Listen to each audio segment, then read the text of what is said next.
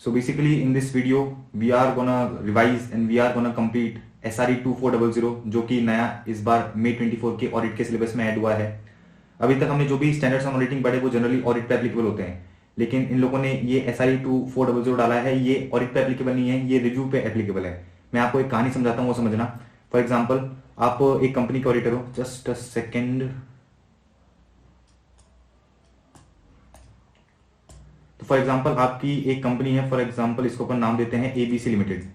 ABC limited ने अपने 2022-23 के फाइनेंशियल्स 2022-23 के फाइनेंशियल्स किसी से ऑडिट करा लिए। ये फाइनेंशियल जो है किसी से ऑडिट करा लिए।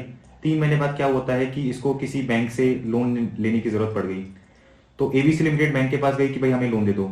तो ये जो बैंक वाला बंदा है इसने कहा कि यार हम आपको लोन तो दे देंगे, लेकिन हम चाहते हैं कि अभी जो 3 महीने के जो फाइनेंशियल्स हैं, फॉर एग्जाम्पल आपके जो इंटरिम फाइनेंशियल्स हैं, इनको आप जो है क्या करो, रिव्यू करा के हमें एक रिव्यू की रिपोर्ट ला के दो, ताकि हम ये देख सकें कि आपने जो बिजनेस करा है, आपकी जो पोजीशन है, फाइनेंशियल पोजीशन जो आप क्लेम कर रहे हो, वो सब कुछ सही है कि नहीं है। तो क्या हुआ कि बैंक वाले जो बंदे हैं उसने ABC लिमिटेड को कहा कि आप जो है अपने फाइनेंशियल्स को क्या करो, रिव्यू करा के हमें दे दो। अच्छा, रिव्यू किससे कराओगे? तो बैंक वाले ने कहा एक CA से रिव्यू करा के देना। तो बेसिकली ABC लिमिटेड क्या करेगी?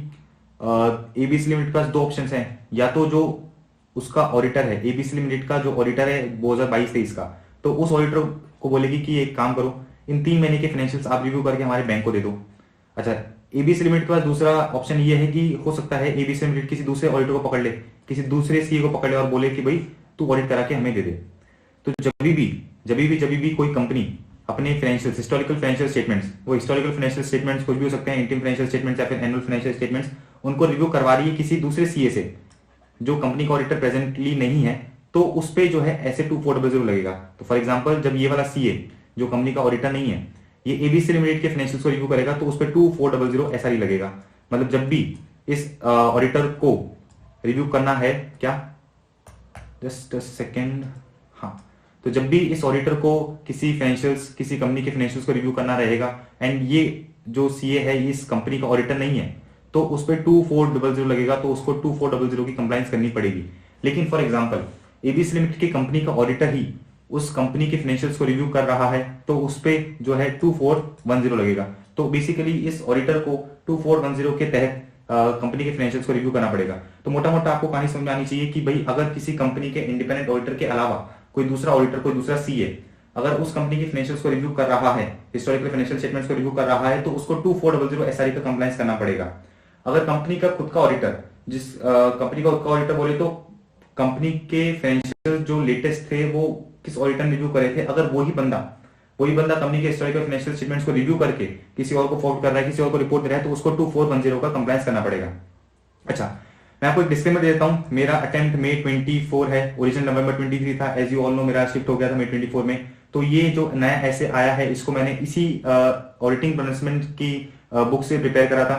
तो ये जो आपको PDF दिख रही है, ये ICAI की साइट पे अवेलेबल है। एंड जो मैंने आपको ये PDF भेजी है, मतलब जिस PDF से मैं आपको पढ़ा रहा हूँ, इसी एग्जैक्टली PDF से मैं पढ़ रहा हूँ। तो मैंने देखो इधर कुछ नोट डाल रखे हैं कि भाई मैंने क्या करा, ये जो है आपको मॉड्यूल 2 में मिल जाएगा ICAI मेट की।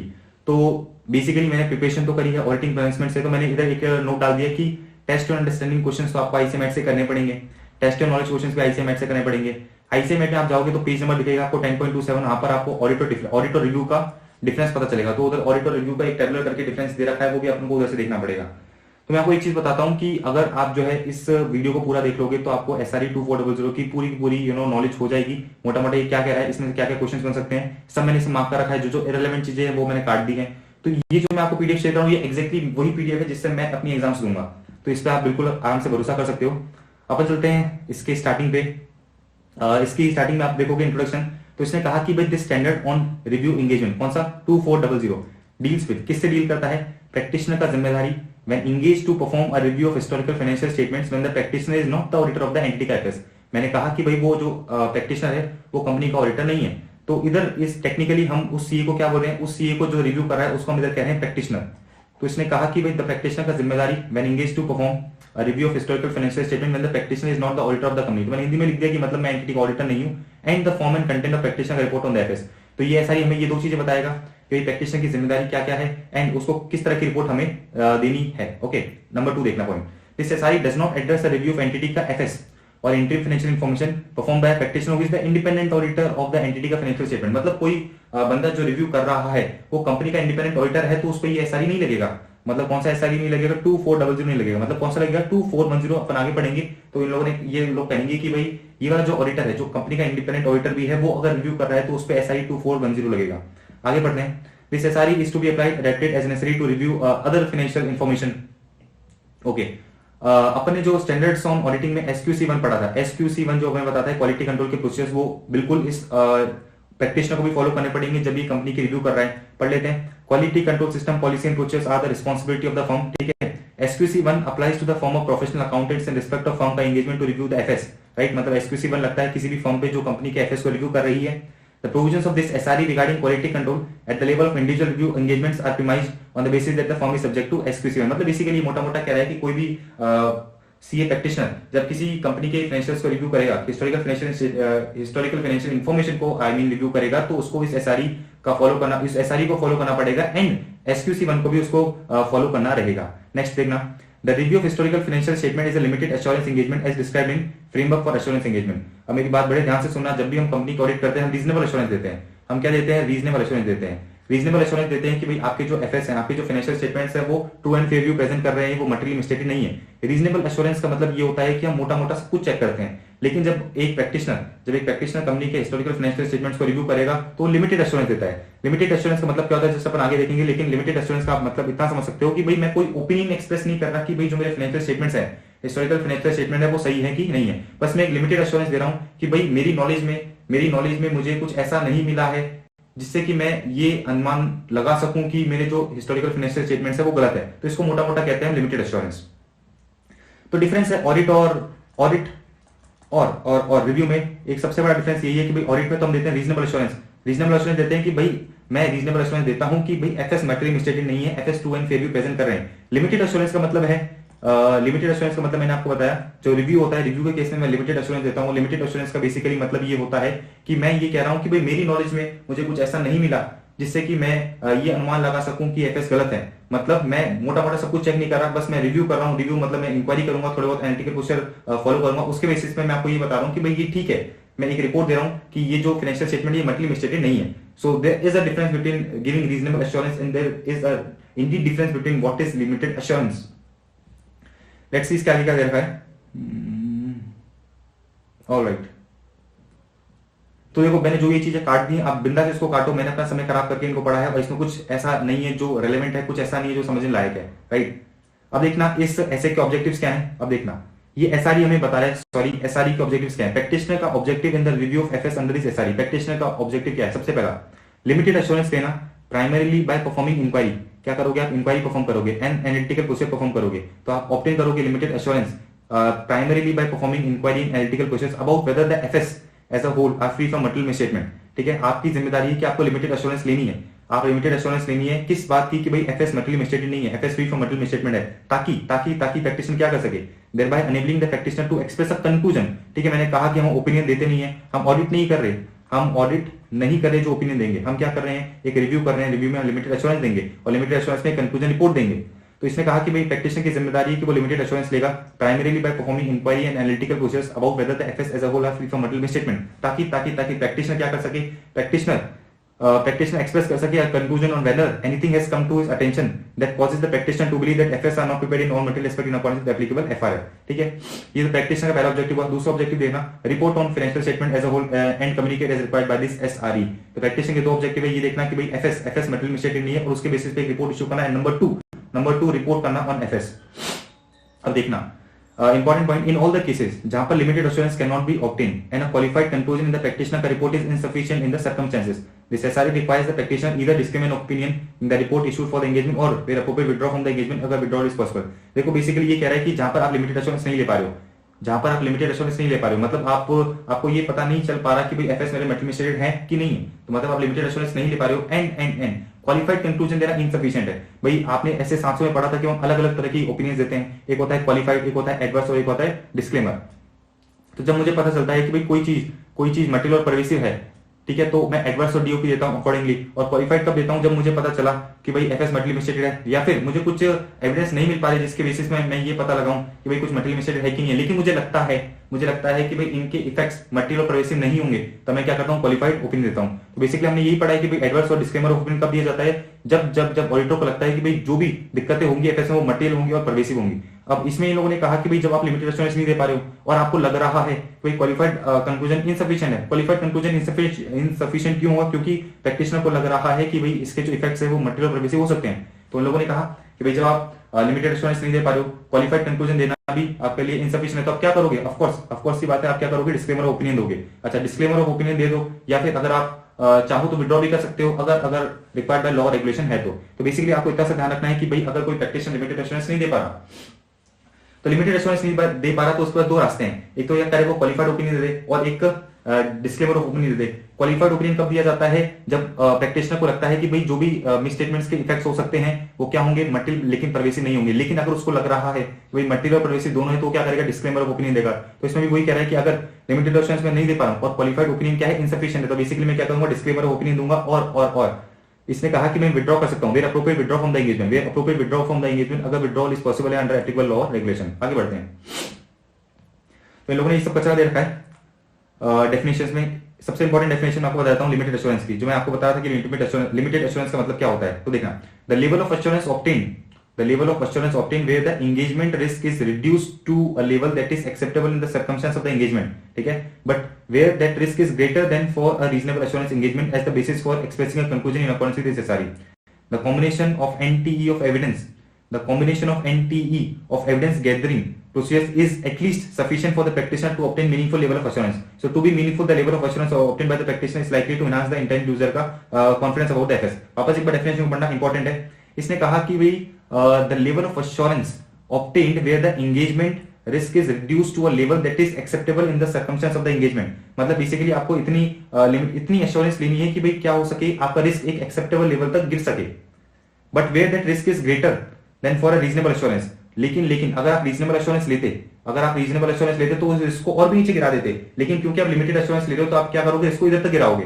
मतलब आपको रीजनेबल एश्योरेंस नहीं देना है। रीजनेबल एश्योरेंस का मतलब क्या होता है कि भाई मैं तो सब कुछ काम करूंगा ये देखने के लिए कि भाई रिस्क मेरा है नहीं, तो अगर मुझे रीजनेबल एश्योरेंस लेने के लिए मुझे इतनी मेहनत करनी पड़ती, इतना रिस्क लेना पड़ता, इतना रिस्क को कम करना पड़ता है, रिस्क को इधर से लेके इधर तक लेके आना पड़ता, लेकिन मैं लिमिटेड एश्योरेंस के लिए क्या करूंगा, रिस्क को इधर से लेके इधर तक आऊंगा।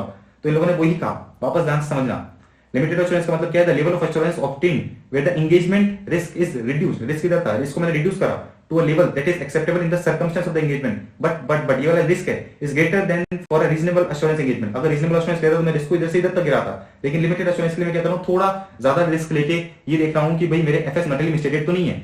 तो मेरा काम है लिमिटेड एश्योरेंस देना, मेरा काम है ऑडिट नहीं करना, मेरा काम ये नहीं है कि मैं रीजनेबल एश्योरेंस दूंगा। रीजनेबल एश्योरेंस में अपन क्या करते हैं, ये देखते हैं कि भाई एफएस किसी भी तरह से मटेरियल मिस्टेक नहीं होनी चाहिए, मैं वो सारे काम करूंगा।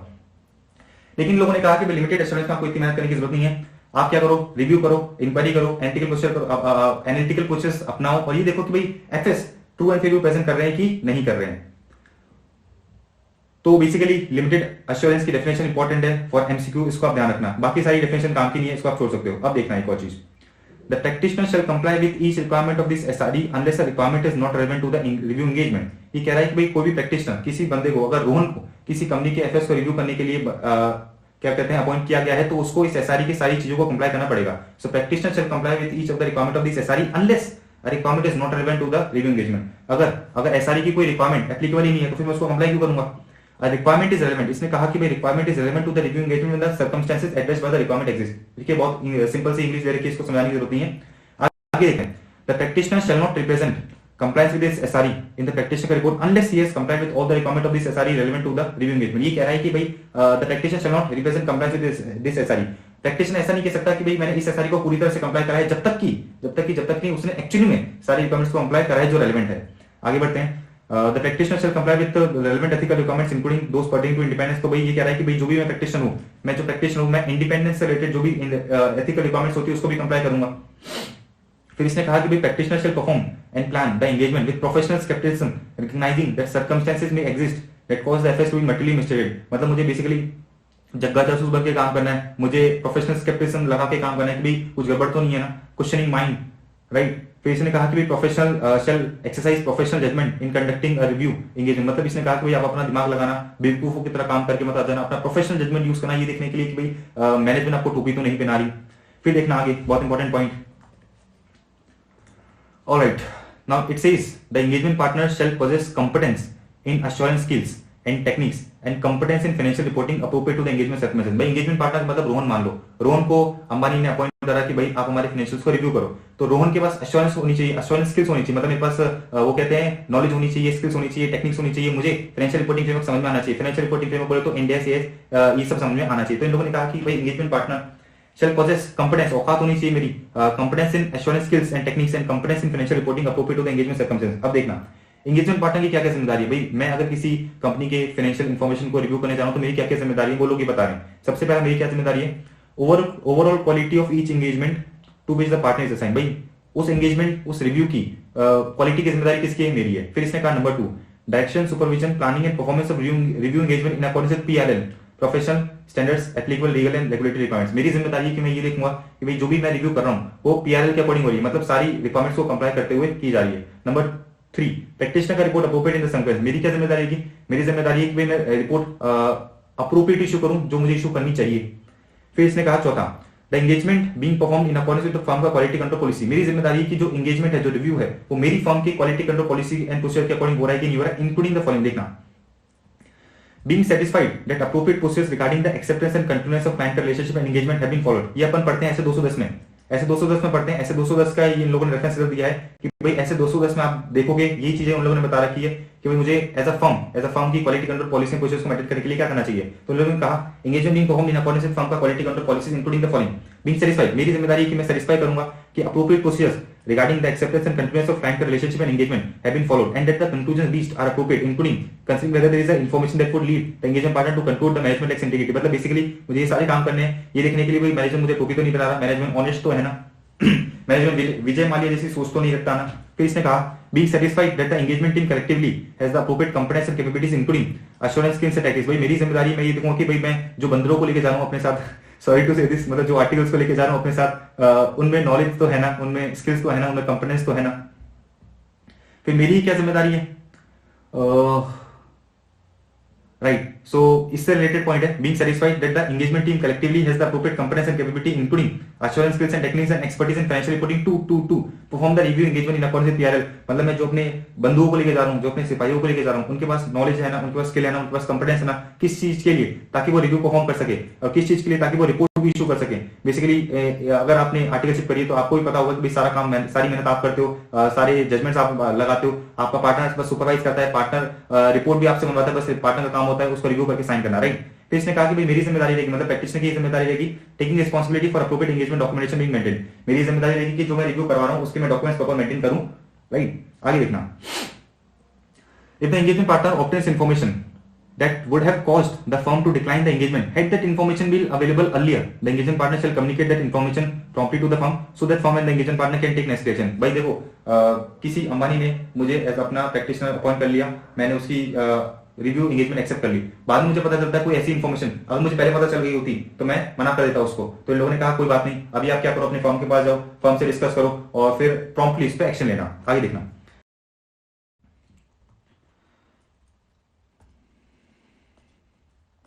देखा throughout the engagement partner shall remain alert to observation and making inquiry as necessary for evidence of non-compliance with relevant ethical requirements by the members of the engagement team। मतलब बेसिकली मैं जो engagement partner मैं ये देखूंगा कि भाई मेरी team सारी ethical requirements को comply कर रही है, कुछ भी गड़बड़ तो नहीं कर रही ना।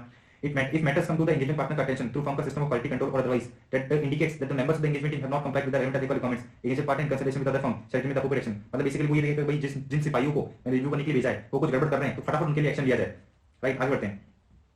फिर देखना factors affecting acceptance and continuous of client relationship and review engagement. इस पे क्वेश्चन बन सकता है, मैं क्यों मार्क करता हूं, इस पे क्वेश्चन एग्जाम को बना सकता है। तो देखना क्या देखा है, unless required by law regulation the practitioner shall not accept the review engagement. भाई प्रैक्टिशनर रिव्यू एंगेजमेंट को एक्सेप्ट नहीं करेगा। अंबानी मेरे पास आया कि भाई मेरी एफएस की रिव्यू कर दो, मैं उसको एक्सेप्ट नहीं करूंगा अगर मुझे लगता है कि कोई रैशनल पर्पस नहीं है एंगेजमेंट का, मतलब वो बेवकूफ काम करने के लिए मुझे करवा रहा है, मतलब कोई रैशनल पर्पस नहीं है, टाइम वेस्ट करने के लिए रिव्यू करवा रहा है। या फिर अगर प्रैक्टिशनर को लगता है कि भाई review engagement would be appropriate that review engagement would be appropriate in the circumstances, उसको लगता है कि would not be appropriate in the circumstances। ऊपर देखो सेंटेंस क्या लिखा है, the practitioner is not satisfied that the review engagement would be appropriate in the circumstances। मतलब मुझे लगता है कि भाई जो रिव्यू एंगेजमेंट वो अप्रोप्रिएट है नहीं, इसकी जगह कुछ और करना चाहिए था, कुछ और बोले तो इसकी जगह एफएस की ऑडिट होनी चाहिए, कोई दूसरा रिव्यू होना चाहिए, कोई दूसरे एसआरएमएस का रिव्यू होगा। तो बेसिकली सबसे पहला पॉइंट ये है कि भाई एज अ प्रैक्टिशनर मैं क्या करूंगा, हाँ एज अ प्रैक्टिशनर बेसिकली मैं जो है उस रिव्यू एंगेजमेंट को एक्सेप्ट नहीं करूंगा अगर मुझे लगता है कि कोई रैशनल पर्पस नहीं है, अगर मुझे लगता है कि भाई रिव्यू अप्रोप्रिएट नहीं है। Number 2 practitioner has reason to believe that ethical requirements including independence will not be satisfied. उसको लगता है कि भाई ये सारे रिक्वायरमेंट्स में कंप्लाई नहीं कर पाऊंगा। प्रैक्टिशनर का preliminary understanding of the engagement circumstance indicate that information need to perform the review engagement is likely to be unavailable. भाई जिस इन्फॉर्मेशन के बेसिस पे मैं रिव्यू करने जाऊंगा मुझे लग रहा है कि मैनेजमेंट मुझे प्रोवाइड करेगा नहीं, वो अनअवेलेबल है, मैं रिव्यू एंगेजमेंट एक्सेप्ट नहीं करूंगा।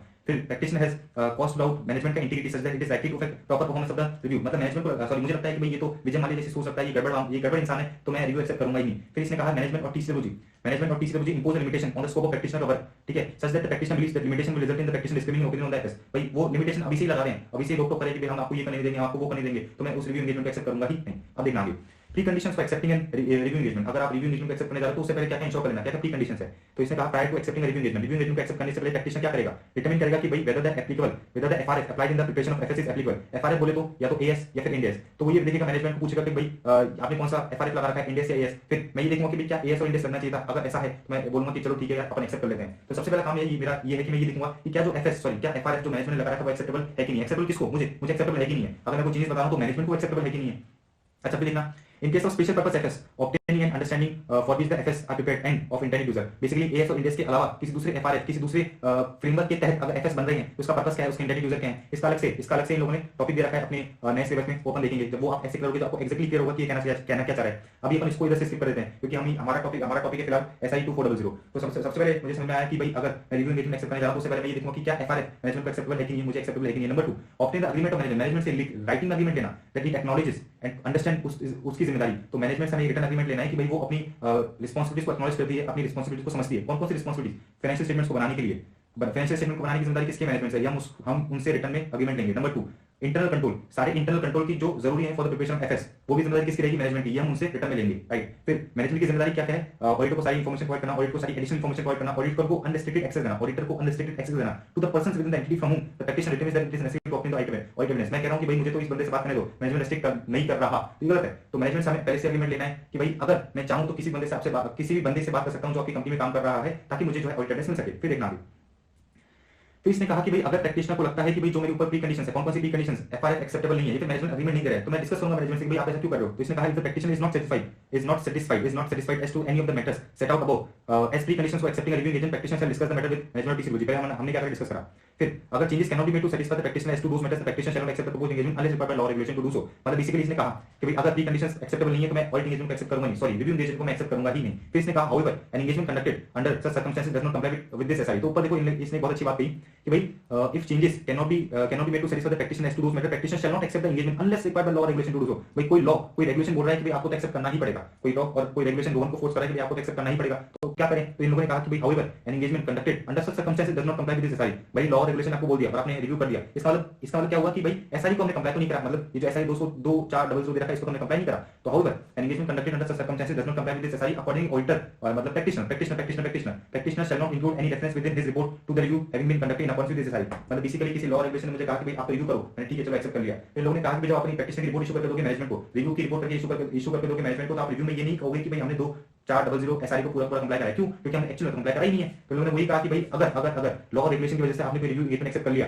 ठीक है, तो आप ये नहीं कह सकते कि भाई मैंने 2400 एसआरई को कंप्लाई करा है और आपकी रिपोर्ट में भी आप ये चीज नहीं डालोगे। आगे देखना if it is discovered after the engagement has been accepted that the practitioner is not satisfied as to any of the above preconditions, the practitioner shall discuss the matter with the management of TCBG and shall determine क्या matter को हम resolve कर सकते हैं, क्या मुझे continue करना चाहिए एंगेजमेंट को, and if whether and if so how to communicate the matter in the practitioner report। अगर पड़े तो मैं अपनी रिपोर्ट में इसको किस तरह से एड्रेस करूं। तो इसने कहा कि भाई एंगेजमेंट एक्सेप्ट करने के बाद मुझे पता चलता है कि जो प्री कंडीशन थी वो सैटिस्फाई नहीं हुई, तो इन लोगों ने कहा डिस्कस कर लो। फिर आप ये देखना कि भाई क्या मुझे एंगेजमेंट कंटिन्यू करना चाहिए, और फिर इन लोगों ने कहा कि भाई ठीक है चलो कंटिन्यू करो, तो क्या मुझे प्रैक्टिशनर की रिपोर्ट में इसको किस तरह से मैटर को डिस्कस करना चाहिए। आगे देखते हैं additional considerations when the wording of practitioner का report is prescribed by law regulation. ये चीजें एमसीक्यू में पूछी जाती हैं।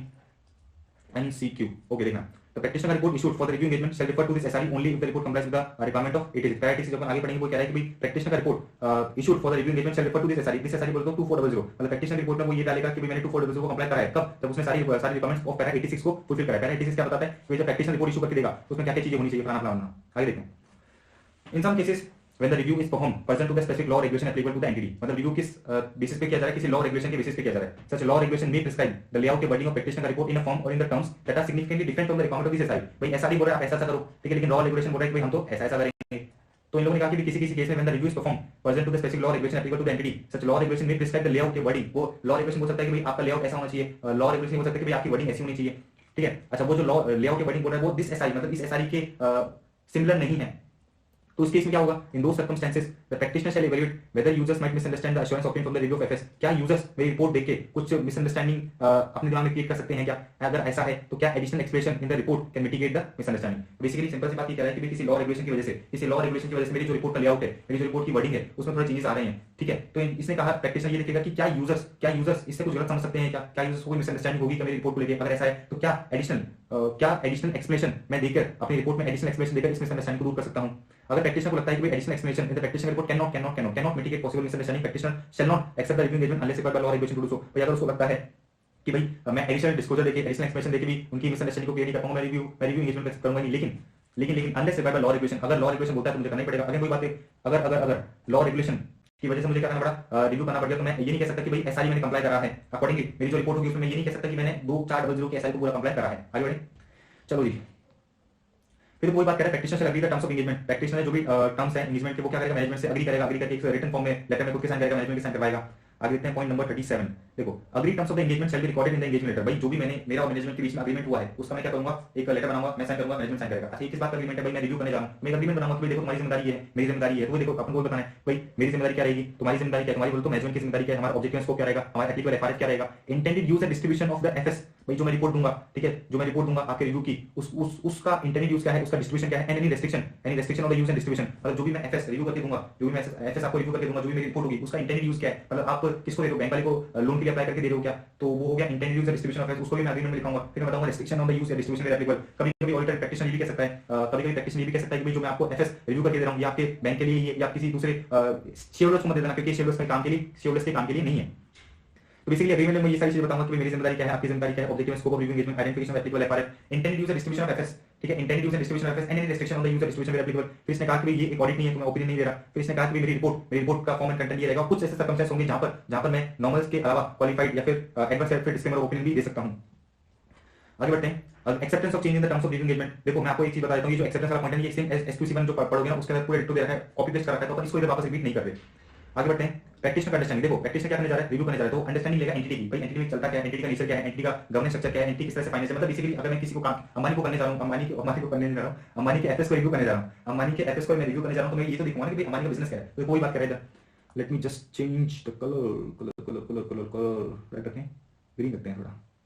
देखो, practitioner shall obtain understanding of the entity and its environment and the applicable FRS to identify areas in the FRS जहां पर material misstatement are likely to arise and they will provide the basis for designing process to address those risk. Basically मैं understanding लूंगा किसकी, उस अंबानी के business की, और ये देखूंगा कि भाई इनका प्रोसेस क्या है, एप्लीकेबल एफआरएस क्या है, ताकि मैं ये अंदाजा लगा सकूं कि क्या क्या गड़बड़ी हो सकती है। अच्छा, मुझे पता चल कि ये गड़बड़ी हो सकती है, मैं उसके लिए क्या करूंगा, और एक प्रोसेस को डिजाइन करूंगा।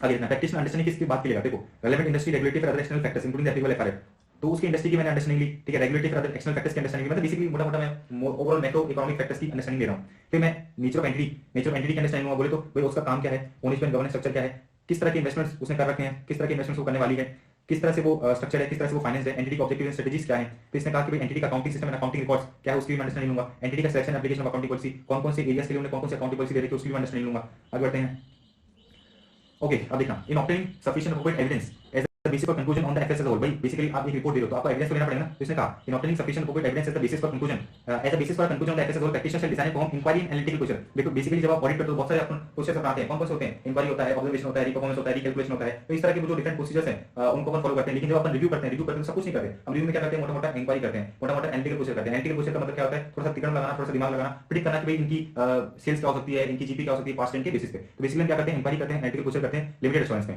तो इसने कहा कि भाई in obtaining sufficient appropriate evidence as the basis for conclusion on the FS as a whole the practitioner shall design and perform inquiry and analytical questions to address all the material items in the FS including disclosure. भाई मैं inquiry करूंगा, analytical question करूंगा, और किस चीज के लिए करूंगा, भाई ये देखने के लिए कि जो भी एफएस में मटेरियल आइटम्स है सबको मैं क्या कर रहा हूं, एड्रेस कर रहा हूं। Number 2 to focus on addressing areas in the FS जहां पर material misstatements are likely to arise. Easy, आगे बढ़ते हैं, द प्रैक्टिशनर का inquiry of the management others with in the entity as appropriate shall input the following. भाई मैं inquiry करूंगा, किस बात की इंक्वायरी करूंगा, क्या इंक्वायरी करूंगा, देखना how the management make significant accounting estimates required under applicable FRS. भाई मैं मैनेजमेंट से पूछूंगा कि भैया किस तरह से अकाउंटिंग एस्टिमेट्स करते हो, मुझे बताओ। Identification related party and related party transaction including the purpose of FS. भाई मैं पूछूंगा कि भाई रिलेटेड पार्टी कौन-कौन है, कौन-कौन से आपने ट्रांजैक्शंस कर रखे हैं। फिर आगे बढ़ते हैं, पॉइंट नंबर ई देखना, क्या management has identified and address events occurring between the date of FS, date of FS से लेकर डेट ऑफ रिपोर्ट तक के जो भी इवेंट्स होते हैं क्या आपने उसको एड्रेस करा है। So whether the management has identified and address events occurring between the date of FS and the date of practitioner report that require adjustment and disclosure in FS, ठीक है। मतलब बेसिकली वही एडजस्टिंग नॉन एडजस्टिंग इवेंट का आपने किस तरह से adjust करा है। फिर इसने कहा कि भाई basis for assessment, basis for management का असेसमेंट ऑफ एंटिटी का ability to continuous going concern. मैं मैनेजमेंट से पूछूंगा भाई किस बेसिस पे आप ये कह रहे हो कि भाई आपका बिजनेस फोर्सिबल फ्यूचर तक चलता रहेगा। फिर क्या देयर आर इवेंट और condition that appear to cast down on entity का ability to continuous going concern. मैं ऑडिटर से ऑडिटर जो है मैं एज अ ऑडिटर हूं, मैं एज अ प्रैक्टिशनर हूं, मैं मैनेजमेंट से पूछूंगा कि भाई क्या कोई ऐसी इवेंट है, क्या कोई ऐसी कंडीशन है जो डाउट ला रही है किस चीज पे कि भाई आप गोइंग कंसर्न रहोगे। तो देखो अपने टोटल 5 पॉइंट देखिए, मैं आपको एक और चीज समझाता हूं कि भाई ऑडिट में 4 या 5 नंबर के मैक्सिमम क्वेश्चन बनते हैं। तो अपने को जो भी टॉपिक्स दे रखे हैं पूरे मॉड्यूल में उसके मैक्सिमम 4 से 5 पॉइंट आपको याद करने हैं। तो कोई भी टॉपिक आप याद कर रहे हो तो उसका मैक्सिमम 4 और या 5 जितना आपका कैपेसिटी हो, 4 या 5 आपको पॉइंट्स याद करने हैं, आपको सब कुछ याद करने की जरूरत नहीं है। तो बेसिकली अपने इधर देखा भाई क्वेश्चन में एग्जाम में वो क्वेश्चन क्या बना सकता है कि भाई जब एज अ प्रैक्टिशनर 2400 में रिव्यू करने गया किसी कंपनी की तो मैनेजमेंट से इंक्वायरी करेगा तो क्या क्या पूछ सकता है मैनेजमेंट, ऐसा क्वेश्चन बना सकता है एग्जाम में। तो अपने को बेसिकली बस 5 पॉइंट याद करने हैं। देखो मैं आपको एक चीज बताता हूं कि अगर मैं आपको 100 पेज दूं और मैं आपको ये कहूं कि भाई 1 से लेकर 10 पेज तक की सारे पेजेस आपको पढ़ने हैं, उसमें से एग्जाम में क्वेश्चन आएंगे, तो बेसिकली आप अपना दिमाग 90 में से हटा दोगे ना, आपका फोकस किस पे होना चाहिए, 1 से 10 पेजेस पे। तो वैसे ही अपने पूरे ऑडिट मॉड्यूल में जो भी आपको टॉपिक्स दे रखे हैं उसमें बहुत सारे पॉइंट हो सकते हैं, लेकिन आपका फोकस होना चाहिए, आपको सिर्फ 5 पॉइंट याद करने हैं। उन 5 पॉइंट को आप एग्जाम में लिखे आओगे तो आपको 5 में से पूरे 5 नंबर मिलेंगे। ठीक है, तो अपन ने इधर से 5 पॉइंट कवर करें, बाकी आप पॉइंट रीडिंग लगाना चाहो, सॉरी बाकी पॉइंट्स आप रीडिंग लगा लेना, कोई दिक्कत नहीं है, आपका टाइम वेस्ट होगा बेसिकली, क्योंकि जो इजी लगे पॉइंट और जो याद करने में आसान है उनको मैंने मार्क कर रखा है। तो आप बिल्कुल आंख बंद करके मुझ पर विश्वास करके इन पॉइंट्स को याद कर लो, इन टॉपिक्स को पढ़ लो, आपका काम हो जाएगा। इसमें से अगर एक भी क्वेश्चन अलग से आता है तो आप मुझे कहना। आगे बढ़ते हैं अपन। ओके, अब देखना एक क्वेश्चन, नया question, when there is an indication that fraud और नॉन कंप्लायंस विद लॉज और रेगुलेशन या सस्पेक्टेड फ्रॉड और नॉन कंप्लायंस विद लॉज और regulations occurred in the entity. भाई अगर प्रैक्टिशनर को पता चल गया कि भाई कुछ तो गड़बड़ है, ठीक है, कुछ तो गड़बड़ है दया, तो मैं क्या करूंगा, प्रैक्टिशनर क्या करेगा, सबसे पहला communicate that matter to the appropriate level of senior management of टीसीओजी।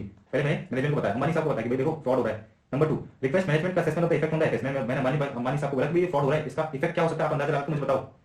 Number 3, consider the effect, if any, of management का assessment of effect of fraud or non-compliance with laws and regulations communicated to the practitioner on the practitioner conclusion on the FS and practitioner report। भाई management ने जो अंदाजा लगाया, हमारे सामने बताया कि 100 करोड़ का फ्रॉड हो रहा है, तो मैं ये देखूंगा कि मेरी रिपोर्ट मुझे क्लीन रिपोर्ट इशू करनी है, फिर मुझे भी अपनी रिपोर्ट में थोड़ा मॉडिफिकेशन करना रहेगा। डिटरमिन क्या there is a responsibility to get the occurrence, determine whether there is a responsibility to report the occurrence of suspicion of fraud और illegal act to an outside party. ठीक है, तो as a practitioner मैं ये देखूंगा कि क्या इस फ्रॉड को, क्या इस इलीगल एक्ट को मुझे किसी बाहर वाली अथॉरिटी को रिपोर्ट करने की जरूरत है, क्या किसी सेबी को रिपोर्ट करने की जरूरत है, क्या बाकी कोई क्या कहते हैं अपन बाहर की जो भी बहुत सारी एजेंसीज होती हैं उनको इस फ्रॉड को रिपोर्ट करने का मुझे नीड है क्या।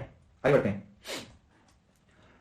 फिर देखना review of FS includes consideration of entity का ability to continuous going concern. भाई मैं जब रिव्यू कर रहा हूं तो बेसिकली मैं ये भी देखूंगा कि क्या एंटिटी भविष्य में चलती रहे। इन कंसीडरिंग मैनेजमेंट का असेसमेंट ऑफ एंटिटी का ability to continuous going concern, practitioner shall cover the same period as that used by the management to make its assessment as regard by the applicable FIR और by law regulation with the longer period respect. Basically वही देखेंगे भाई management ने अगर अंदाजा लगाया कि at least 12 महीने तक चलती रहूंगी, मैं भी देखूंगा कि मैनेजमेंट का जो अंदाजा है वो सही है कि नहीं। मतलब बेसिकली मुझे ये देखना है कि जब मैं रिव्यू करने जा रहा हूं तो क्या एंटिटी ने जो असेसमेंट कर रखा है वो सही है। ठीक है, एंटिटी ने असेसमेंट जो कर रखा है उसका बेसिस क्या है वो मुझे देखना रहेगा। ये देखने के लिए भाई entity as a going concern रहेगी क्या, एंटिटी के फ्यूचर एंटिटी का बिजनेस फोर्सिबल फ्यूचर तक चलता रहेगा क्या।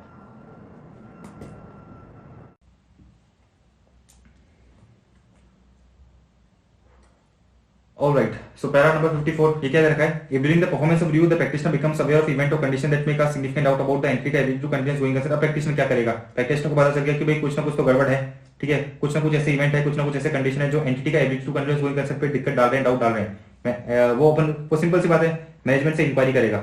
मैनेजमेंट को बोलेगा कोई आपकी फ्यूचर प्लान क्या है मुझे बताओ, फिर वो उसके प्लान को इवैल्यूएट करेगा कि क्या ये प्लान अपनी पोजीशन को, अपनी मैनेजमेंट की जो सिचुएशन उसको इंप्रूव करेंगे क्या। तो वही कहा इन लोगों ने, inquire of management about the plans for future actions affecting the entity का ability to continue going concern and about the feasibility of those plan। कि भाई पहले तो हमने इंक्वायरी करी, फिर हमने देखा कि भाई इनकी feasibility क्या है, जो प्लान मैनेजमेंट बता रहा है वो सही है कि नहीं है। and also whether the management believes that the outcome of these plan will improve the situation। तो हमें ये भी देखना है कि क्या मैनेजमेंट जो बोल रहा है वो एक्चुअली में मैनेजमेंट की सिचुएशन को इंप्रूव करेगा क्या।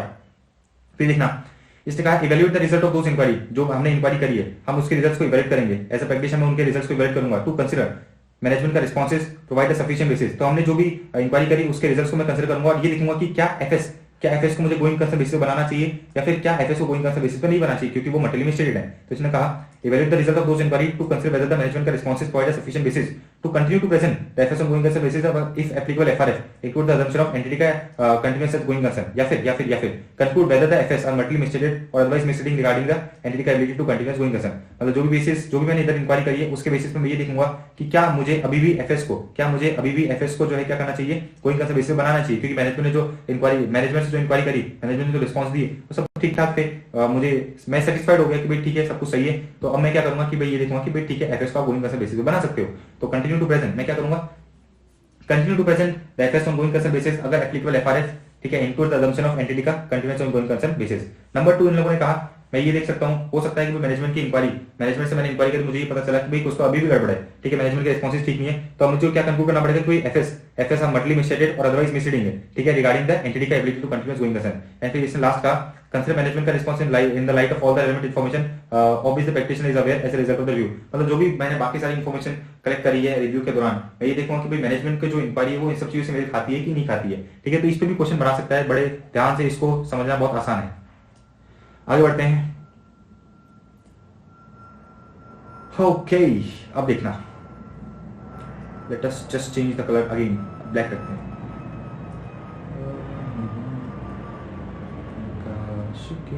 ओके, देखना, additional process when the practitioner becomes aware that the FS में बी मटेरियल मिसस्टेटेड।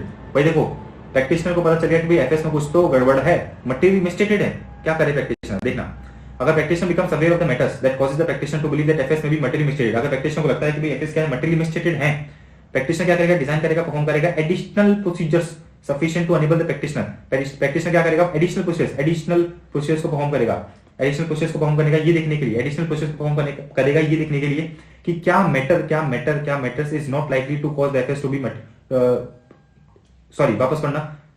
अगर practitioner becomes aware of the matters that causes the practitioner to believe that FS may be materially mistreated, practitioner shall design and perform additional procedures sufficient to enable the practitioner to conclude that the matters is not likely to cause the FS as a whole to be materially mistreated। भाई ठीक है, एक matter मुझे पता चला इसमें कुछ गड़बड़ है, तो प्रैक्टिशनर ये देखेगा कि क्या ये मैटर मेरे पूरे फाइनेंशियल स्टेटमेंट्स को मिसरीड करेगा क्या।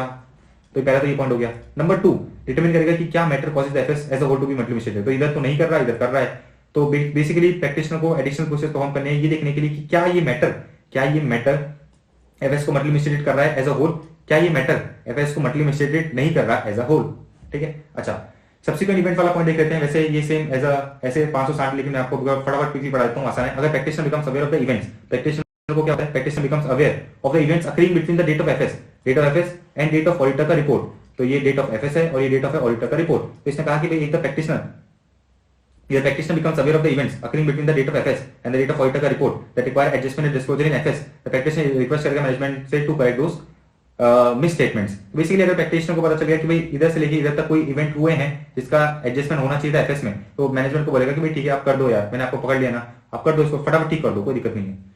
अच्छा, practitioner has no obligation to perform any process regarding the FS after the date of practitioner का रिपोर्ट। रिपोर्ट के बाद कुछ इवेंट हुए, तो उसकी प्रैक्टिशनर की जिम्मेदारी नहीं है। Practitioner has no obligation to perform any process regarding the FS after the date of practitioner report. However, if after the date of practitioner report before the FS are issued, a fact become known to the practitioner, had it been known to the practitioner at the date of practitioner report may have caused the practitioner to amend the report। practitioner क्या करे?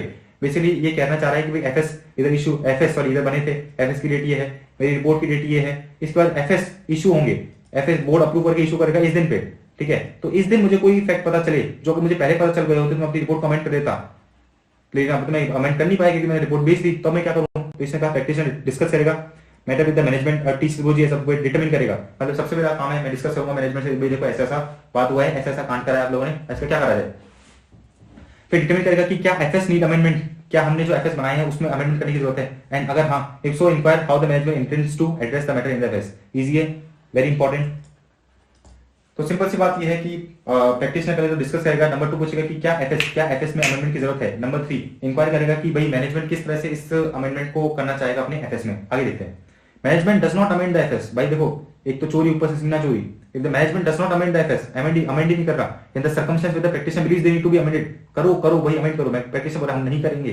Practitioner का report and practitioner report has already been provided to the entity, मैंने report भी दे दी है, amend भी नहीं करे। प्रैक्टिशनर क्या करे बेचारा? Practitioner shall notify the management and TCG not to issue. भाई मैंने रिपोर्ट दे दी, मैं रिक्वेस्ट करूंगा, मैं उनसे हाथ जोड़ के विनती करूंगा कि भाई आप ये रिपोर्ट किसी और को मत देना, बेचारे लोग फंस जाएंगे, बेचारे लोग फ्रॉड के चक्कर में अपना पैसा खो बैठेंगे। तो मैनेजमेंट क्या करेगा?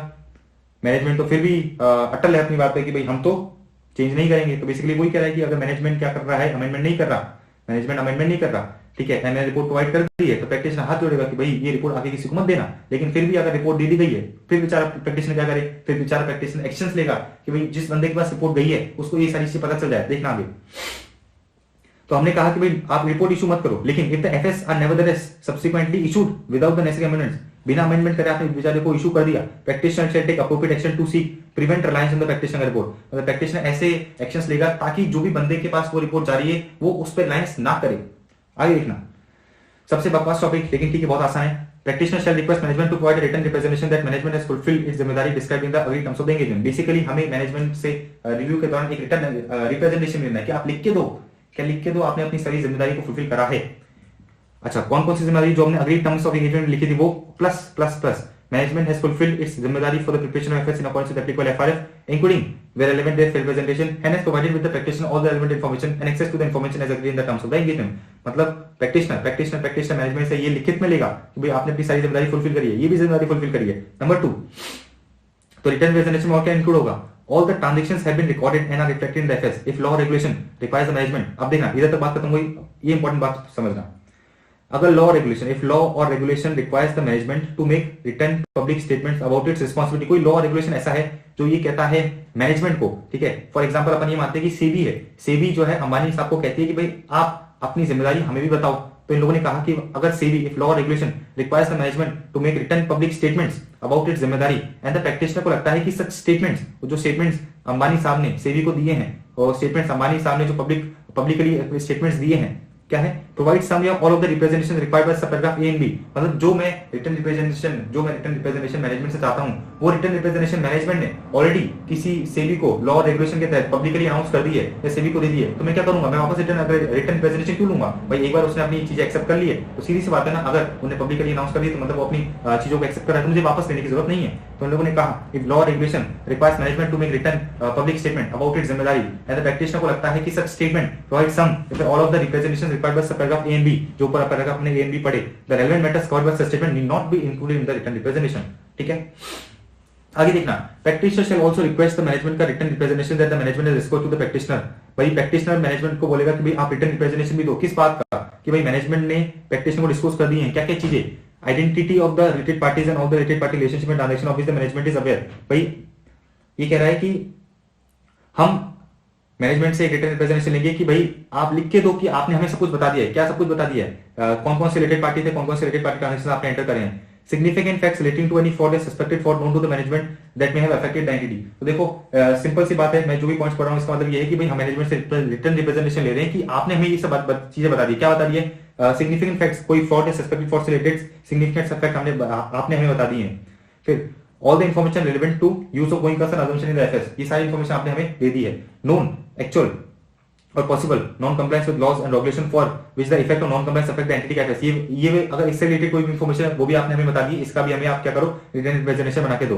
फिर वही और that all the events occurring subsequent to the date of FS for which applicable FRF requires adjustment or disclosure have been adjusted or disclosed। तो आप हमें बेसिकली एज अ प्रैक्टिशनर मैं मैनेजमेंट से बोलूंगा कि भाई आप रिटर्न रिप्रेजेंटेशन दो कि भाई आपने हमें डिस्क्लोज कर दिया है सारे इवेंट्स जो एफएस के बाद हुए हैं जिनका एडजस्टमेंट होना चाहिए था। ठीक है, 5 पॉइंट हो गए, अपना टारगेट 5 पॉइंट का ही रहता है, बाकी आप पॉइंट पढ़ लेना बहुत आसान है। आगे बढ़ते हैं। अब भाई साहब अंबानी साहब रिटर्न रिप्रेजेंटेशन भी नहीं दे रहे, क्या करें? तो if management does not provide one or more of the requested return representation, practitioner क्या करे बेचारा? हाँ जी, तो डिस्कस करेगा matter with the management TCWG. Basically हमने डिस्कशन कर लिया मैटर किससे, मैनेजमेंट और टीसीडब्ल्यूजी से। हमने डिस्कस कर लिया मैटर मैनेजमेंट और टीसीडब्ल्यूजी से, हमने डिस्कस कर लिया matter with management and TCWG. आगे बढ़ते हैं। फिर हमने मैनेजमेंट से डिस्कस कर लिया, आप रिटर्न रिप्रेजेंटेशन नहीं दे रहे, हमने डिस्कस करा क्यों नहीं दे रहे। Number 2, re-evaluate the integrity of management. हम ये देखेंगे कि भाई ये मैनेजमेंट रिटर्न रिप्रेजेंटेशन नहीं दे रहा, इसकी इंटीग्रिटी सही है कि नहीं है, भाई इसकी सोच है वो सही है कि नहीं है, क्या ये विजय माल्या तो नहीं बन जाएगा। उसकी इंटीग्रिटी को मैं क्या करूंगा, चेक करूंगा, रीवैल्यूएट करूंगा और ये देखूंगा कि भाई मैनेजमेंट जो मुझे रिटर्न रिप्रेजेंटेशन नहीं दे रहा, इसका मतलब कुछ तो गड़बड़ है। तो जो मैंने अपना बाकी सारे ऑडिट एविडेंस कलेक्ट करे, मैं ये देखूंगा कि भाई उन ऑडिट एविडेंस पे क्या कुछ इंपैक्ट आएगा क्या। Number 3, take appropriate action, take appropriate action, take appropriate action including determining the possible effect on the conclusion in the practitioner करो। मैं अप्रोप्रिएट एक्शन लूंगा, ये देखूंगा कि क्या मेरे रिपोर्ट में कुछ मॉडिफाई करने की जरूरत है क्या। तो अभी हम पढ़ रहे हैं एसए कौन सा, सॉरी एसए 2400, एसए 2400, एसए 2400 के अपन ऑलमोस्ट 18 पेज पे आ चुके हैं, 24 पेज बचे हैं। चलो इनको भी खत्म करते हैं, इजी है। अब देखना, अभी लोगों ने कहा कि भाई practitioner shall disclaim a conclusion on the FS और विथड्रॉ फ्रॉम द एंगेजमेंट अगर withdrawal is possible under the applicable law और रेगुलेशन एज अप्रोप्रिएट। भाई देखो आपको क्या करना है, विथड्रॉ कर लेना है या फिर डिस्क्लेमर ऑफ ओपिनियन देना है। तो डिस्क्लेमर ऑफ ओपिनियन देखो आप कब देते हो, देखो बेसिकली मैं आपको वापस समझा देता हूं। डिस्क्लेमर ऑफ ओपिनियन तब दिया जाता है जब as a practitioner, as a auditor, ठीक है, मुझे ऑडिट एविडेंस नहीं मिल पा रही जिसके बेसिस में ये कह सकूं, कि भाई एफएस मेटल इनिशिएटेड नहीं है। अच्छा, अब ऑडिट एविडेंस नहीं मिल पा रहे तो इसके दो चीजें हो सकती है कि भाई ये जो पॉसिबल इफेक्ट हो सकते हैं वो दो हो सकते हैं, एक तो होता है मटेरियल एंड नॉट परवेसिव, एक हो सकता है मटेरियल एंड परवेसिव। तो अगर मटेरियल एंड नॉट परवेसिव है तो मैं क्या करूंगा, मैं क्या करूंगा, क्वालिफाइड ओपिनियन दूंगा। अच्छा, डिस्क्लेमर ओपिनियन कब दिया जाता है, जब मुझे ऑडिट एविडेंस नहीं मिल पा रहे और जिससे कि मैं ये अंदाजा लगा सकूं कि भाई एफएस मटेरियल मिस्टेटेड है क्या, एंड मुझे लगता है कि भाई जो इफेक्ट्स हैं, इसके पॉसिबल इफेक्ट हो सकते हैं वो मटेरियल परवेसिव दोनों हैं, मैं करूंगा डिस्क्लेमर ओपिनियन दे दूंगा। ठीक है, तो इन लोगों ने कहा कि भाई practitioner shall disclaimer opinion, shall disclaimer conclusion, again sorry opinion नहीं देते हम ऐसे एसआरई 2400 में क्या करते हैं, अपना ओपिनियन देते हैं, सॉरी ओपिनियन नहीं देते, क्या करते हैं, कंक्लूजन देते हैं, बिकॉज हम ऑडिट नहीं कर रहे, हम ओपिनियन नहीं दे रहे, हम रिव्यू कर रहे हैं, हम कंक्लूजन रिपोर्ट देंगे, हम लिमिटेड रेस्पॉन्स देंगे। देखा, practitioner shall disclaim a conclusion on the FS और विड्रॉ फ्रॉम द एंगेजमेंट। भाई मैं डिस्क्लेम करूंगा अपनी ओपिनियन को, डिस्क्लेमर दूंगा या फिर क्या करूंगा, विड्रॉ करूंगा एंगेजमेंट से। कब भाई, मैनेजमेंट या तो आपको रिटर्न रिप्रेजेंटेशन नहीं दे रहा, या फिर प्रैक्टिशनर को लगता है कि भाई there is a doubt about the integrity of management such that return representation are not available. भाई बेसिकली मुझे लगता है कि भाई ये तो विजय माल्या जैसी हो सकता है, ये नेक्स्ट अंबानी जो है नेक्स्ट विजय माल्या बनेगा। ठीक है, ऐसा किसको लगता है, प्रैक्टिशनर को लगता है। तो बेसिकली वो ये देखेगा कि भाई भले ही इसने मुझे रिटर्न रिप्रेजेंटेशन दे दी है, लेकिन ये अवेलेबल नहीं है, क्योंकि मुझे पूरा विश्वास है कि यही नेक्स्ट विजय माल्या है। आगे बढ़ते हैं। Date and period covered by the return representation, very easy देखना।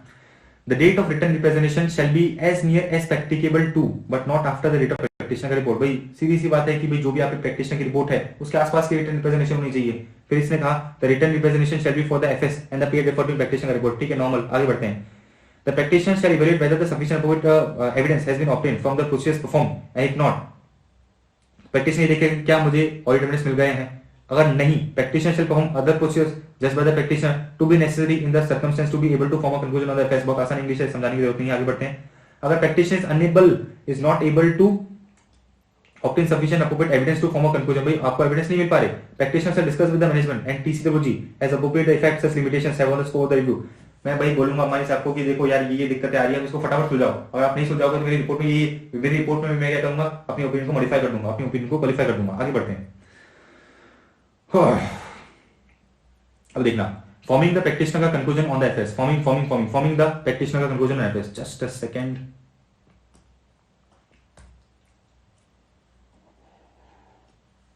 Okay,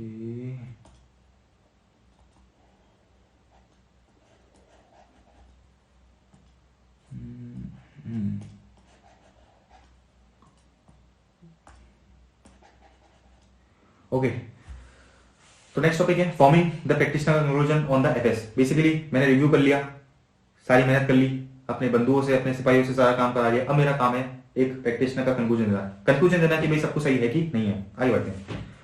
in forming the conclusion on the FS, conclusion देते समय द प्रैक्टिशनर क्या करेगा, इवैल्यूएट करेगा कि whether the FS adequately refer to और डिस्क्राइब द एप्लीकेबल एफआरएफ। क्या एफएस में बता रखा है हमने कि भाई एफएस किस बेसिस बने, एनडीएस या कोई भी other framework. Consider whether in the context of requirement of applicable FIF and the result of procedure performed the terminology used in the FS including the title is appropriate। जो भी हमने terminology use करी वो सही है कि नहीं है। आगे बढ़ते हैं। FS adequately disclose the significant accounting policy, जो भी significant accounting policy वो FS में disclose है कि नहीं है। आगे accounting policies selected and applied are consistent with the applicable accounting framework। ठीक है, जो भी applicable accounting framework है उसके बेसिस पे मैंने accounting policy को यूज करा है। आगे, accounting estimates made by the manager appear reasonable, accounting estimate जो है वो सब कुछ रीजनेबल है कि नहीं है। The information presented in the FS appears relevant, reliable, comparable and understandable. And last, the FS provide adequate disclosure to enable the intend user to understand the effect of material transaction events on the information conveyed in the FS. तो basically हमने देखा हम क्या कर रहे हैं, अपना conclusion दे रहे हैं एफएस पे। तो ऑडिटर प्रैक्टिशनर क्या करेगा, सबसे पहले ये देखेगा कि भाई क्या जो एफएस है वो एप्लीकेबल एफआरएफ को डिस्क्लोज कर रहे हैं क्या, and consider whether in the context of requirements of applicable FRF the results of procedure perform.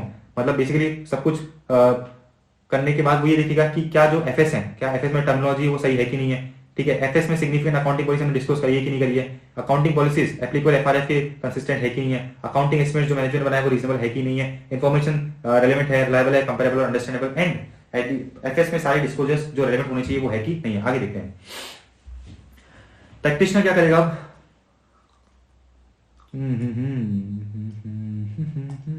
Let's do orange. Okay, so practitioner consider करेगा the impact of uncorrected misstatements identified during the review on the FS as a whole। भाई practitioner ये देखेगा, मैं practitioner हूं, मैंने अंबानी साहब को वो गड़बड़ बता दी कि भाई देखो ये गड़बड़ है, अंबानी साहब ने ठीक ही नहीं करा, तो मैं ये देखूंगा कि भाई इसका मेरी रिव्यू पे, इसका मेरे एफएस एज अ होल पे क्या इंपैक्ट आ रहा है। तो इसने कहा practitioner shall consider the impact of uncorrected misstatement identified during the review or in the previous year का review of entity का FS on the FS as a whole, या फिर the practitioner shall consider the impact of qualitative aspect of entity का accounting practices including indicators of possible bias in management का judgment। तो हम ये देखेंगे कि भाई जो अकाउंटिंग पॉलिसीज मैनेजमेंट यूज करी है, क्या उसमें कोई बायस तो नहीं है। फिर आगे देखना, if the FS are prepared using a fair presentation framework, practitioner consideration shall also include overall presentation structure and content of FS। हम ये देखेंगे भाई इसका presentation structure ये सब सही है कि नहीं है, and whether the FS including the related notes appear to represent the underlying transaction and events in a manner that achieve fair presentation or give true and fair view as appropriate in the context of FS role। मतलब basically मुझे ये देखना है कि भाई मेरे FS true and fair view को represent कर रहे हैं कि नहीं कर रहे हैं, मेरा जो ओवरऑल प्रेजेंटेशन और स्ट्रक्चर है वो सब ठीक है कि नहीं है। बेसिकली मैं कंक्लूजन दे रहा हूँ, कंक्लूजन देते समय मैं ये सब चीजें कंसिडर करूंगा, ये सब चीजों को देख लूंगा। आगे बढ़ते हैं अपन, लास्ट दो चार चीजें बची हैं जरा अपना ये ऐसे एसआरई 2400 पूरा खत्म। आगे बढ़ते हैं, देखा अनमॉडिफाइड कंक्लूजन, सब कुछ ठीक है भाई, सब कुछ ठीक है। अनमॉडिफाइड ओपिनियन, जाओ भाई पैसे दो हमारे, आपकी रिपोर्ट ले जाओ। देखना, the practitioner shall express an unmodified conclusion in the practitioner का report on the FS as when practitioner has obtain limited assurance to be able to conclude that nothing has come to his attention that causes him to believe that FS are not prepared in all material aspect in accordance with applicable FRA। सब कुछ सही है, limited assurance दे दिया, practitioner का report हमने issue कर दिया। अब देखना, जब प्रैक्टिशनर क्या कर रहा है, एक्सप्रेस कर रहा है unmodified conclusion, practitioner shall unless otherwise required by law regulation use one of the following phrases. भाई जब आप क्लीन रिपोर्ट दे रहे हो, आप दो में से एक चीज बता देना, दोनों में से एक चीज बता देना। मतलब बेसिकली कह रहा है कि दोनों को आप यूज कर सकते हो, मतलब दोनों में से कोई भी चीज यूज कर सकते हो। क्या बताओगे आप अपनी रिपोर्ट में, क्या लिखोगे, बेस्ड ऑन रिव्यू, मेरे रिव्यू के बेसिस पे nothing has come to my attention that causes me to believe that FS do not give true and fair view in accordance with applicable FRA। भाई मुझे ऐसा कुछ नहीं मिला जिससे कि मुझे ऐसा लगे कि भाई कुछ गड़बड़ है।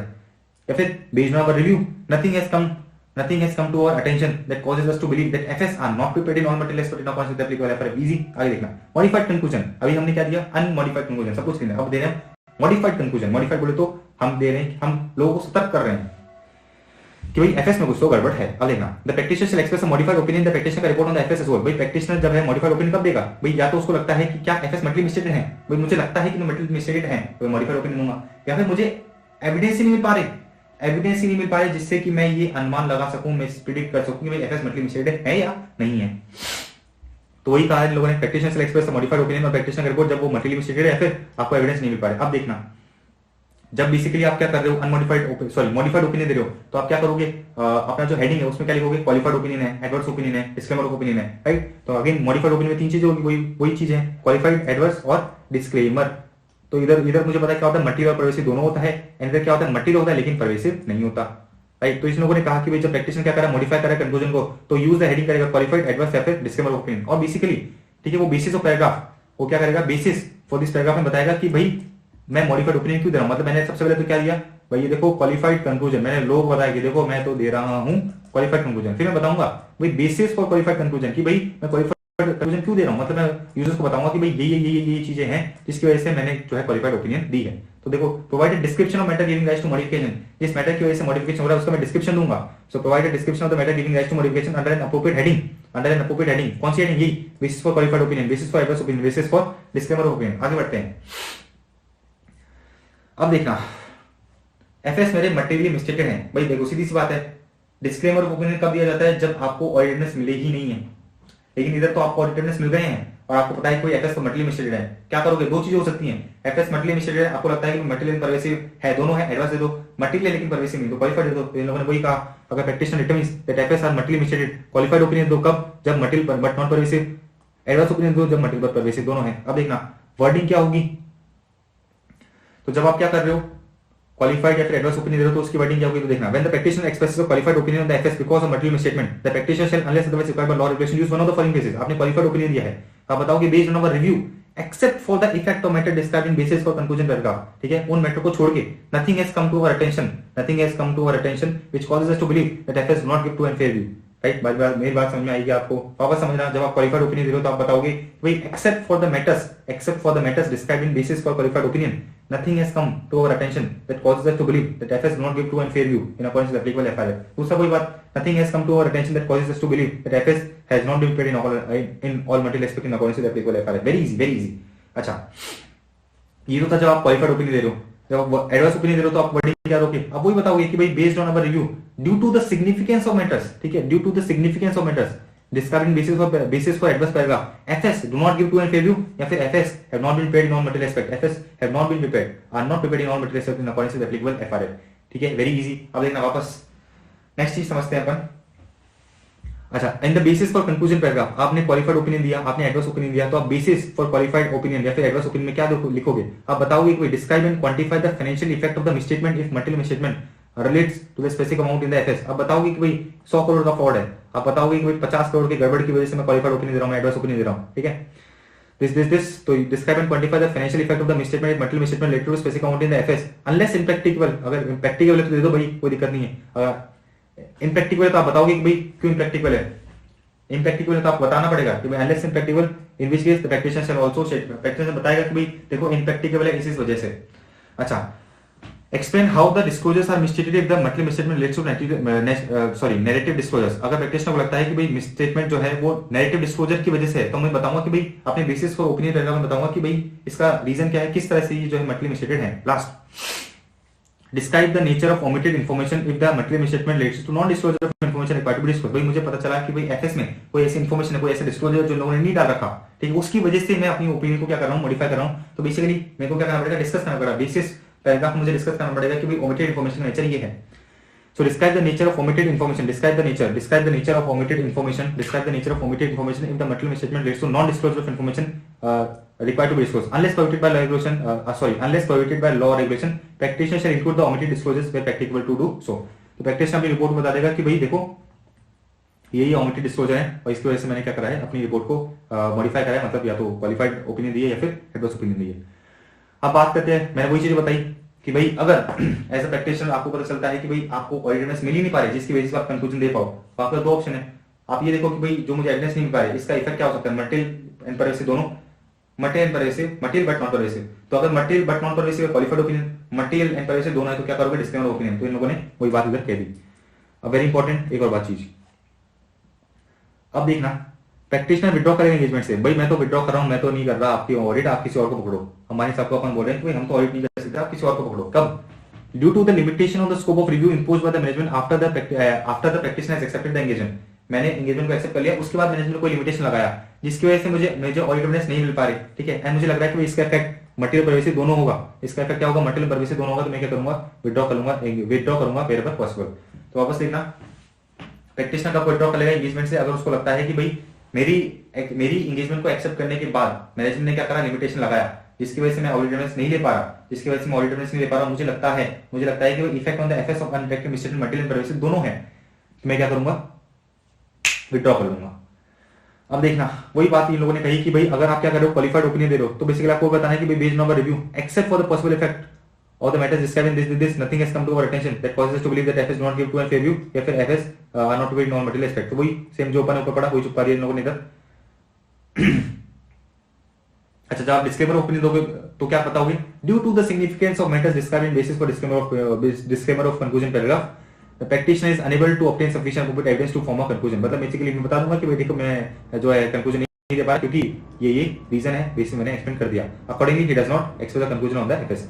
तो मैं बताऊंगा कि भी due to the significance of matter described in the basis for disclaimer of conclusion paragraph he is unable to obtain sufficient evidence to form a conclusion on the FS and accordingly practitioner does not express the conclusion on the FS. अब last देखना, in the basis for conclusion paragraph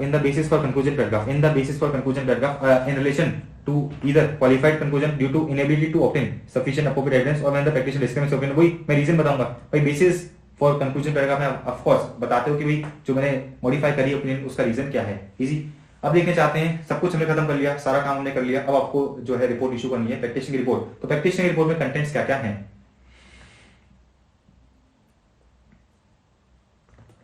all right. तो हम पढ़ने जा रहे हैं practitioner के report का कंटेंट। इजी, वेरी इजी, बहुत आसान है, पढ़ते जाना। Practitioner report for the review engagement shall be in writing shall contain the following element. Title which indicates that it is the report of independent practitioner for review engagement. सबसे पहले title दिया, किसको दे रहा हूं, address to board of directors generally.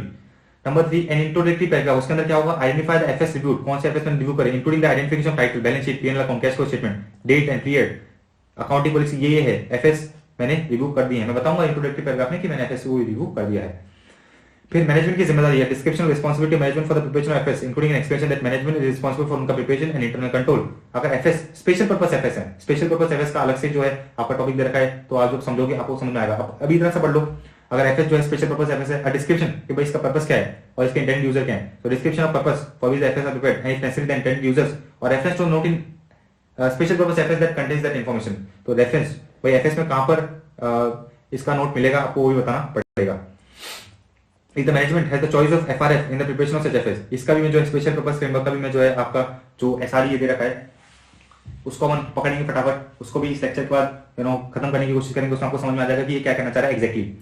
तो अगर management has the choice of FRF financial reporting framework in preparation of such FS, a reference with in the explanation of management का रिस्पांसिबिलिटी। भाई अगर मैनेजमेंट की जिम्मेदारी है कि भाई बहुत सारे एप्लीकेबल एफआरएफ में से एक चूज कर लेता हूं, मैनेजमेंट की जिम्मेदारी में एक और चीज डालेंगे कि मैनेजमेंट की ही जिम्मेदारी थी उस चीज को सिलेक्ट करने की, ठीक है। तो ये वाला टॉपिक मैंने आगे बताया आपको, अभी थोड़ा सा समझ में नहीं आ रहा होगा अनलेस कि आपने इस वाला जो रिलेवेंट एसआरई है वो आपने कर लिया है। फिर देखना मेरी जिम्मेदारी क्या है, डिस्क्रिप्शन ऑफ प्रैक्टिशनर का जिम्मेदारी to express a conclusion on the FS including reference to this SRE and where applicable relevant law and regulation. मतलब अपनी रिपोर्ट में बताऊंगा कि भाई मेरी जिम्मेदारी ये है। फिर देखना फिर मैं बताऊंगा कि भाई description of review of S and it's limitation including the following statement, क्या क्या स्टेटमेंट दूंगा कि भाई review engagement under this SRE एक लिमिटेड एश्योरेंस है, मैं बताऊंगा कि भाई जो रिव्यू एंगेजमेंट है वो एक लिमिटेड एश्योरेंस है एंड प्रैक्टिशनर परफॉर्म करेगा प्रोसीजर्स प्राइमरीली कंसिस्टिंग वही inquiry and inquiry of management others with in the entity as appropriate and apply करेगा एंटिटी प्रोसेस एंड एवेलुएट करेगा एविडेंस ऑब्टेन। तो मेरी जिम्मेदारी मैंने बताया कि मेरी जिम्मेदारी क्या है, मेरी जिम्मेदारी है लिमिटेड एश्योरेंस देना, मेरी जिम्मेदारी है इंक्वायरी करना, एनालिटिकल प्रोसीजर करना, एविडेंस को एवेलुएट करना। आगे बढ़ते हैं।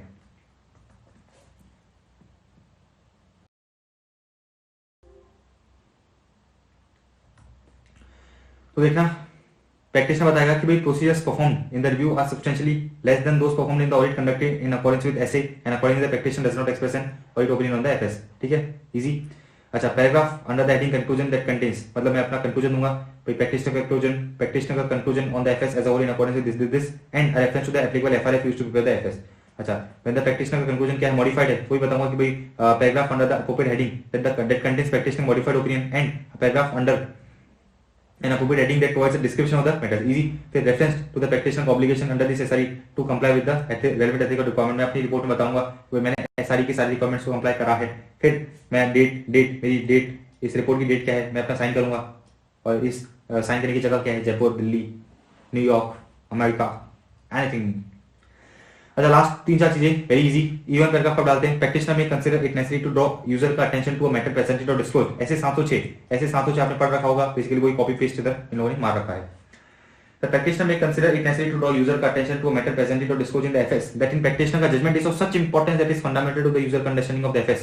In such cases, the practitioner shall include an EOM paragraph in the practitioner report, provided that the practitioner has obtained sufficient overt evidence to conclude that the matter is not likely to be materially misstated, ठीक है। मतलब basically ये कह रहा है इन such cases, अगर ऐसा case है तो practitioner shall include an EOM paragraph in the practitioner report, provided that the practitioner has obtained sufficient overt evidence to conclude that matter is not likely to be materially misstated as presented in the FS. Such paragraph shall refer only to the information present or disclosed in the FS. तो basically मैं आपको EOM paragraph क्या होता है ये भी आपको नहीं समझा रहा, मैं अज्यूम कर रहा हूँ कि आपने ऐसे 706 पूरा पढ़ रखा होगा। तो उन लोगों ने वही बात कही कि भाई आप ऐसे 706 जो अपने पढ़ रखा है वैसी सिमिलर आप यूएम पैराग्राफ इधर भी डाल सकते हो, जो उधर डेफिनेशन पढ़ी थी एग्जैक्टली सेम डेफिनेशन इधर भी है। इन लोगों ने एक चीज कही कि भाई अगर आप यूएम पैराग्राफ डाल रहे हो तो इसका मतलब ये नहीं है कि अगर आपको मॉडिफाई करना था लेकिन आपने मॉडिफाई करने की जगह वो मैटर क्या कर दिया, यूएम में डिस्कस कर दिया, ना। अगर कोई मैटर मेटली मिस्टेटेड है तो आप उसको यूएम में डिस्क्लोज मत करो, उसके लिए क्या करो आप मॉडिफाई ही करो। इन लोगों ने बेसिकली वही बात करी जो ऐसे 706 में एग्जैक्टली हमने पढ़ी थी। अच्छा ये वाला लास्ट पैराग्राफ पढ़ना, प्रैक्टिशनर का report on special purpose FS shall include an UM paragraph alerting the users of practitioner report that the FS are prepared in accordance with special purpose framework and that as a result the FS may not be suitable for other purpose. देखो कभी-कभी क्या होता है, कभी-कभी चीजें ऐसा होता है कि भाई फॉर एग्जांपल मैं आर हूं इधर, फॉर एग्जांपल मान लो एन, ठीक है।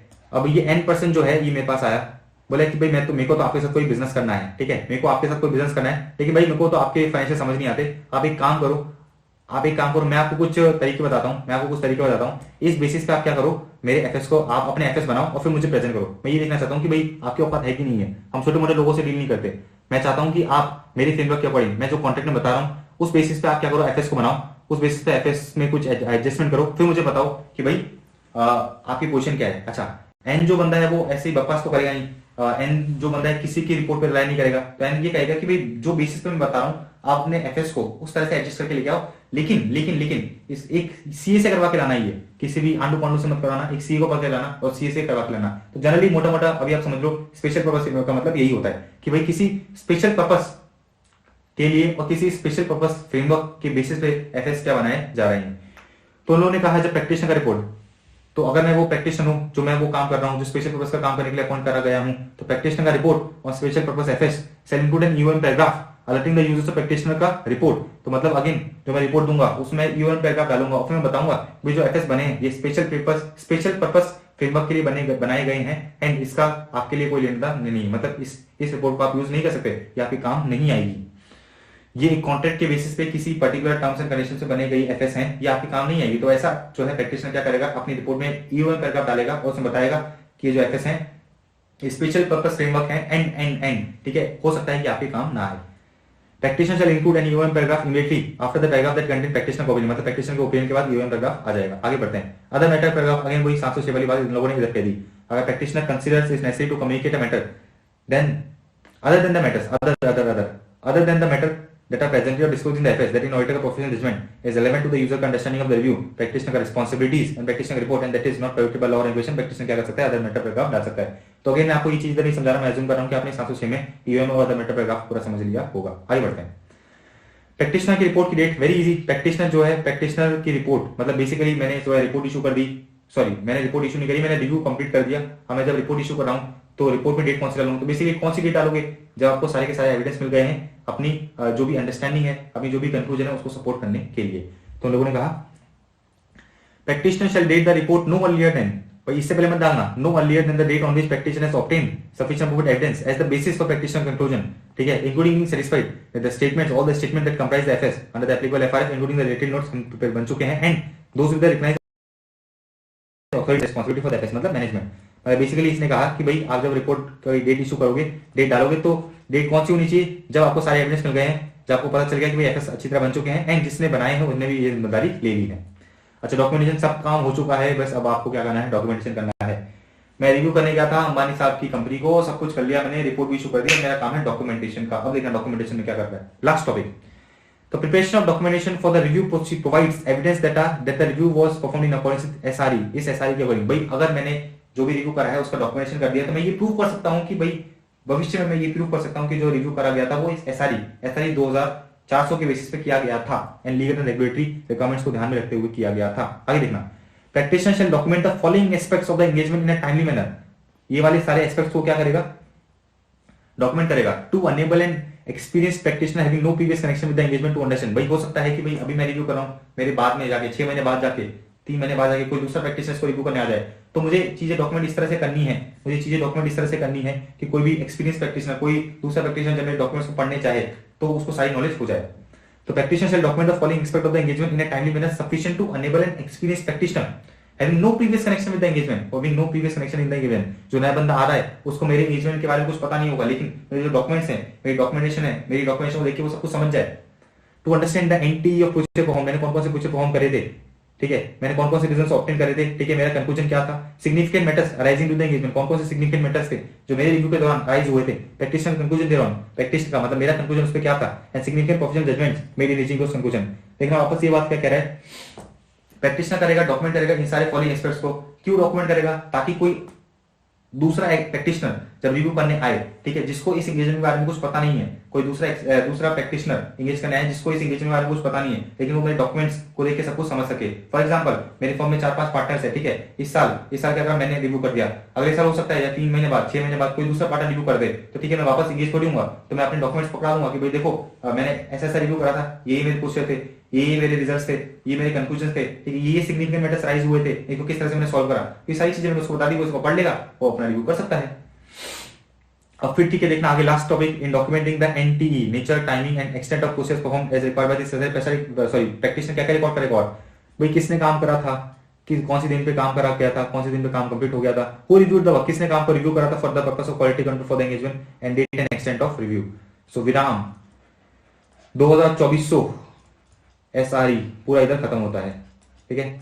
अब मैं आपको गारंटी देता हूं, जब आप इसका आईसीएमएट का टेस्ट और अंडरस्टैंडिंग के क्वेश्चंस करोगे, आईसीएमएट के जब टेस्ट और नॉलेज के क्वेश्चंस करोगे, फिर उसके बाद जब आप उधर पीछे के एमसीक्यू करोगे, तो आपको एमसीक्यू करोगे कोई भी ऐसी चीज नहीं मिलेगी आपको उसके अंदर जो अपने कवर नहीं करी है। तो बेटी मोटा मोटा अपने सब कुछ कवर कर लिया है। एसआरई 240। अच्छा मेरी बात बड़े ध्यान से सुनना, ये तो था पूरा एसआरई। अब इसका देखो आगे क्या दे रखा है, application and other explanatory material.